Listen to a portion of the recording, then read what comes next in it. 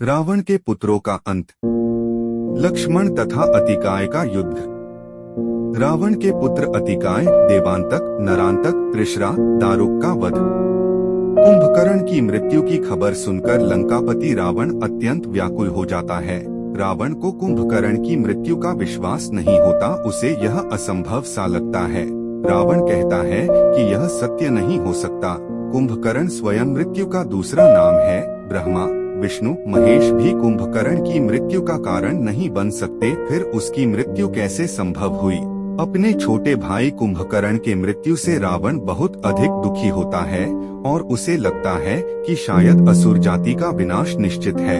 तब रावण का ज्येष्ठ पुत्र इंद्रजीत अपने पिता को धीरज बंधाते हुए कहता है, नहीं पिताजी, केवल काका कुंभकर्ण के मृत्यु से असुर जाति का विनाश निश्चित हो यह आवश्यक नहीं है। कृपा करके मुझे युद्ध में जाने की आज्ञा दीजिए। मैं आज ही राम और लक्ष्मण के जीवन का अंत करके इस युद्ध को समाप्त कर दूंगा। वही सभा में मौजूद रावण के सभी पुत्र उसका हौसला बनाते हुए कहते हैं कि पिताजी, हम आखिरी समय तक आपके साथ युद्ध लड़ेंगे और निश्चित ही जीत हमारी होगी। रावण का पुत्र अतिकाय, देवांतक, नरांतक, त्रिशरा, दारुक और निकुंभ सभी युद्ध में जाने का निश्चय करते हैं और रावण को हिम्मत बंधाते हुए कहते हैं कि पिताजी, हम सभी भाई मिलकर आज के युद्ध का निर्णय कर देंगे।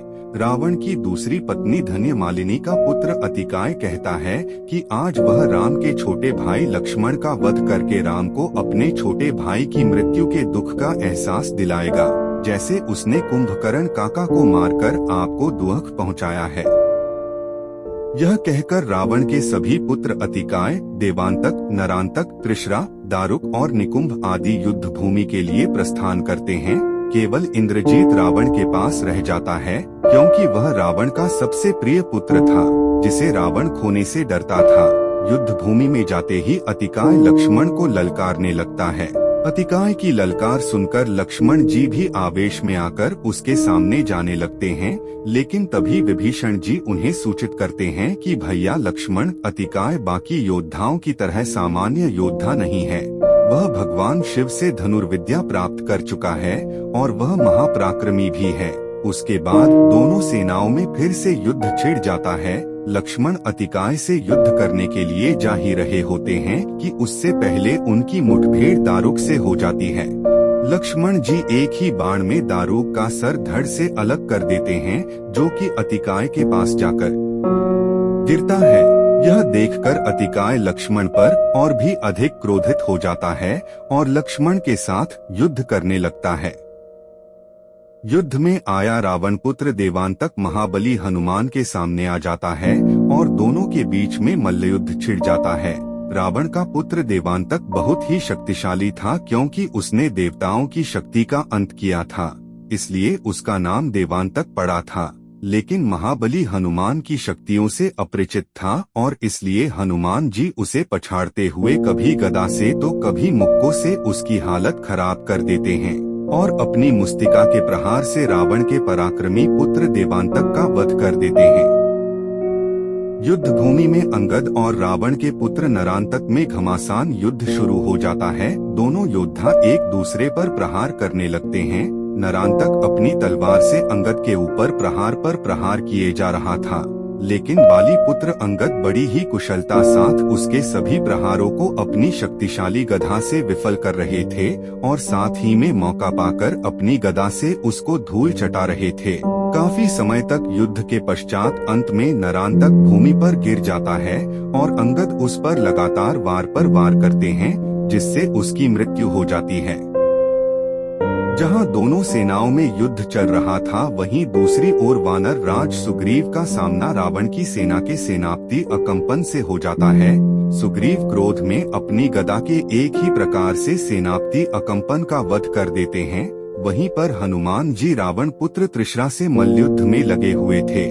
त्रिशरा अपनी तलवार से महाबली हनुमान पर वार करने का प्रयास करता है, लेकिन महाबली हनुमान उसके हाथ को पकड़ लेते हैं और उसकी तलवार को छीनकर उसी तलवार के वार से उसका वध कर देते हैं। ठीक इसी समय बाली पुत्र अंगद और रावण के पुत्र निकुंभ दोनों के बीच युद्ध चल रहा था, जिसमें बाली पुत्र अंगद रावण पुत्र निकुंभ का वध कर देते हैं। रावण का पुत्र अतिकाय अन्य योद्धाओं की तुलना में अधिक पराक्रमी तथा शक्तिशाली था। विभीषण जी द्वारा बताए गए कथा के अनुसार अतिकाय पिछले जन्म में बहुत अधिक शक्तिशाली राक्षस था। तब उसने ब्रह्मदेव की तपस्या करके बहुत अधिक शक्ति अर्जित कर ली थी, जिससे उसने अपनी इच्छा मृत्यु का वरदान ब्रह्मदेव से मांग लिया था। और तब उनके साथ भगवान विष्णु ने माया का उपयोग करके उनसे उन्हीं की मृत्यु का मार्ग जानकर उनका वध किया था। उसी तरह आज भी अतिकाय उतना ही शक्तिशाली है, इसलिए वह लक्ष्मण जी को परामर्श देते हैं कि अतिकाय के साथ युद्ध करने के लिए साधारण तीरों का नहीं बल्कि दिव्यास्त्रों का प्रयोग करना चाहिए। अतिकाय तथा लक्ष्मण दोनों शूरवीर योद्धा धनु विद्या में निपुण थे, इसलिए अतिकाय के साथ युद्ध करने के लिए लक्ष्मण जी को अपने सबसे श्रेष्ठ तीरों का उपयोग करना पड़ रहा था। दोनों के बीच युद्ध बहुत लंबे समय तक चलता रहा। इसका कोई परिणाम नहीं निकल रहा था। तब सूर्यास्त होने लगता है और असुर होने के कारण अतिकाय की शक्ति और भी अधिक बढ़ने लगती है। सूर्यास्त के बाद अपनी बढ़ हुई शक्तियों के बल पर अतिकाय अपने रथ को आकाश में लेकर चला जाता है और वहीं से लक्ष्मण पर तीरों की बौछार करने लगता है। उसके आकाश में होने से लक्ष्मण जी के तीरों की गति उसकी और धीमी हो रही थी। यह देखकर महाबली हनुमान युद्ध में कूद पड़ते हैं और लक्ष्मण जी को अपने कंधों पर बैठाकर उन्हें आकाश में अतिकाय के समान ऊंचाई पर ले जाते हैं। लेकिन तब भी लक्ष्मण जी के तीरों का अधिकार पर कोई असर नहीं हो रहा था।